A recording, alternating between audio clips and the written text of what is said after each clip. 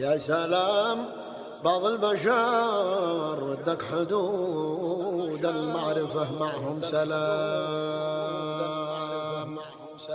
على حساب ما مرني ومن تجارب الأولين وجهة نظر ويجوز فيها الاتفاق والانقسام. اترك مسافة كافية بينك وبين الآخرين. بعض البشر ودك حدود المعرفة معهم سلام. واصمت ولا تحرص على كثر الكلام. الصمت زين اللي سكوته ساتره يمكن يعاوريها الكلام. وإذا تكلمت احذر تكون أطول المتكلمين. السالفة وأهلا طولت يضعف معها الاهتمام. وامزح ومزح باللسان خير من مزح اليدين. مزح الرجال العاقلة على حدود الاحترام.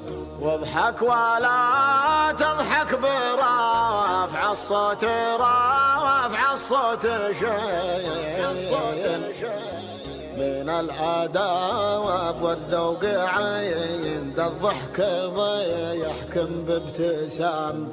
واكرم وبيبان الكرم واجد ولا يحتاج دين. ترى الرجال اكرامها ما هو في كثر الطعام. واحلم ولا تعجل ولا تغضب ولا تشري بدين. شاور ولا رايك معاك لا شرط عداك الملام. وإذا شريت بدين لا تبطي على المتجملين. كل حلاله غاليين عنده لوينه ما يسام. لا جاك ما ديونك معاه بعض الوفا وبعضه لحين. فاستد باللي جاك ويش دراك لله الدوام. ترى التغافل فيه لذة وانشدى المتغافلين. جودك والمهتوج اطلقها مع سرب الحمام. لجاتك المتوجع واطلقها مع شرب الحمام. وارضى لي وجاك الرضا لو العذر ما هو سمين. ترى التسامح ميزته والساده رفيعين المقام. وصادق إذا صادقت ما جربت ما صادقت لين. ما يطول بك السر ولا يطيب الكلمة نام. واصدق مع نفسك وتلقى نفسك من الصادقين. النفس خايل ابليس لا تعطيه نفسك واللجام. إليانا صاح تنصح خافا ولا تفضحه فالحاضرين. ترى الرجال يقودها لين الحكي قود الخطم. ولا التواضع في حضور العالم المتكبرين.